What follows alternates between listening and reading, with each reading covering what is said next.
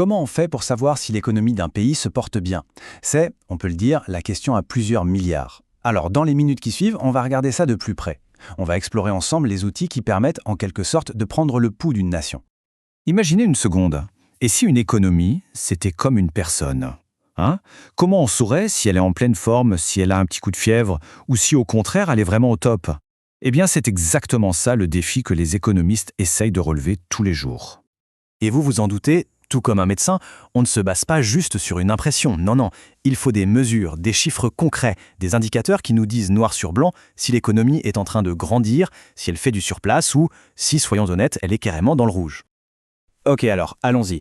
Pensez-y une seconde. Chaque jour, il y a des millions, des milliards de transactions.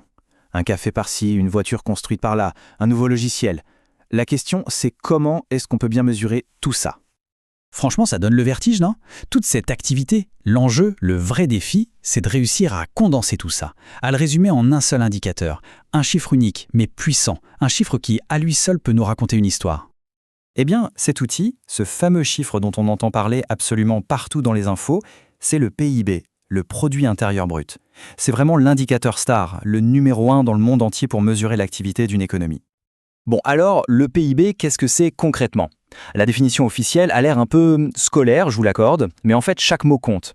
Pour faire simple, c'est la valeur totale, en euros ou en dollars, de tout ce qui est produit à l'intérieur des frontières d'un pays. Et attention, il y a un détail super important. On ne compte que le produit final. Je m'explique. Pour une voiture, on va compter son prix de vente final. On ne va pas compter en plus la valeur des pneus, de l'acier, du volant. Pourquoi? Parce que sinon, on compterait la même chose plusieurs fois. Et ça, c'est la règle d'or pour ne pas gonfler les chiffres pour rien. Donc, au bout du compte, toute cette immense activité économique se retrouve compactée en un seul chiffre. Un chiffre énorme, bien sûr, des milliards d'euros, de dollars, et c'est ce chiffre magique qui permet de voir si l'économie a grandi par rapport à l'année d'avant et surtout de pouvoir comparer les pays entre eux. Mais voilà, il y a un mais, et c'est un mais énorme. Ce chiffre, aussi puissant soit-il, a de sérieuses limites. En fait, il ne nous dit pas tout, vraiment loin de là. Le vrai problème, vous voyez, c'est qu'en se concentrant uniquement sur la production, sur ce qui s'achète et se vend, eh bien le pays passe complètement à côté de choses qui sont pourtant essentielles, des choses qui font la vraie richesse d'une société au fond. Regardez un peu, le PIB, il va augmenter si on construit plus d'usines, même si ces usines polluent énormément. Il ne dit absolument rien sur la répartition des richesses.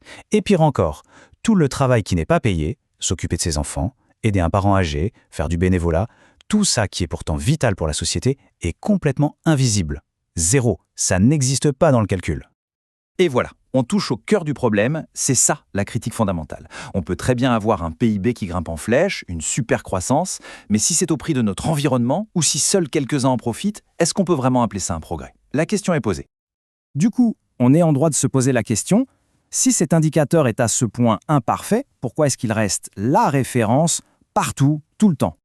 Alors pourquoi on s'y accroche autant? Eh bien tout simplement parce qu'il reste indispensable.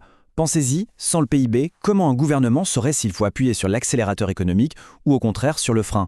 Et pour une entreprise, c'est un signal clé pour savoir si c'est le bon moment pour investir, pour embaucher. C'est une sorte de langage commun à l'échelle mondiale. Un langage imparfait, c'est sûr, mais un langage que tout le monde comprend. Finalement, il faut revenir à notre image du début. Le PIB, c'est un peu comme le thermomètre du médecin. Il donne une information cruciale, vitale même, la température. Mais il ne dit pas pourquoi il y a de la fièvre, et il ne dit rien non plus sur le moral du patient. Et tout ça, ça nous amène à une question vraiment fondamentale. Si ce seul chiffre du PIB ne suffit pas, alors qu'est-ce qu'on devrait mesurer pour juger de la vraie réussite d'un pays? Le bonheur des gens, le niveau d'éducation, la santé de notre planète?